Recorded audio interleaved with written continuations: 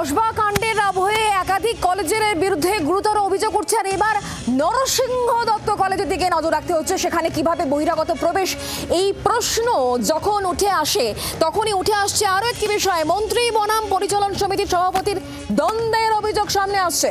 Principal এবং পরিচালন সমিতির দিকেই আঙুল, মন্ত্রীর অভিযোগ অস্বীকার পরিচালন সমিতির।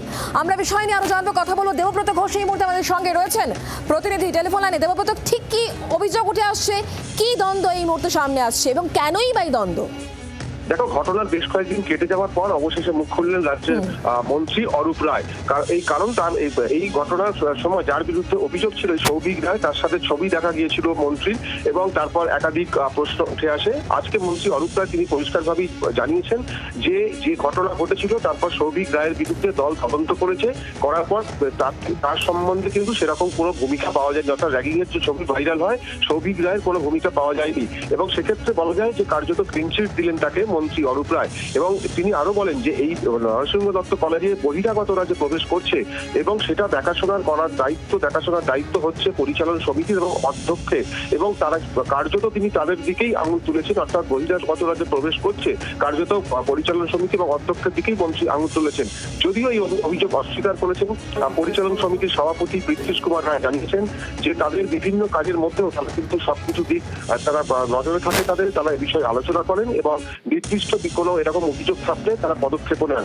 আর গোটা ঘটনাকে নিয়ে কার্যত বিজেপি রাজ্য সম্পাদক উমেশ রায় তিনি কটাক্ষ করেছেন। তিনি যেটা জানিয়েছেন পরিষ্কারভাবেই, যেভাবে অভিযুক্ত সৌভিক রায় যার নাম উঠে আসছে তার পাশে দাঁড়িয়ে মন্ত্রী তাকে ক্লিনচিট দিলেন, সেক্ষেত্রেই বোঝা যায় যে প্রভাবশালীদের হাত থাকার জন্যই বিভিন্ন কলেজে এই ধরনের ঘটনা ঘটে চলেছে।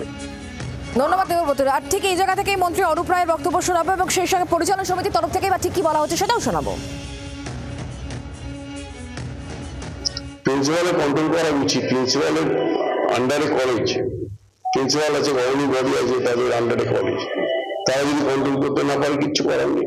গভর্নিং বডি এবং প্রিন্সিপাল তারা দুজনেই তাদের দেখভাল করা উচিত। কলেজে কি করছে না করছে তাদের অবশ্যই দেখা উচিত। অরূপবাবু একজন বর্ষীয়ান রাজনীতিবিদ, আমি কিছু এবং মন্ত্রীও দীর্ঘকালের, তার সম্পর্কে কোনো মন্তব্য করা আমার সাজে না। কিন্তু আমি একটা কথা বলতে পারি, অধ্যক্ষার ডে টু ডে যে কাজ, কলেজের যে দৈনন্দিন প্রশাসন, সেটা কলেজের সবকিছু দেখবার দায়িত্ব হচ্ছে অধ্যক্ষার। কলেজের পরিচালন সমিতি মূলত প্রশাসনিক এবং পলিসিগত সিদ্ধান্ত নিয়ে থাকে। পলিসি সংক্রান্ত কোনো সংকট তৈরি হলে গভর্নিং বডি পরিচালন সমিতি মিটিং বছরে 7-8টায় বেশি হয় না, সেই মিটিংয়ে এগুলো আসে, সেই মিটিংয়ে আমরা সিদ্ধান্ত নিই।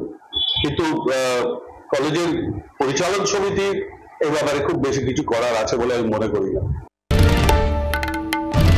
বাংলার আওয়াজ, বাঙালির আবেগ, জি 24 ঘন্টা।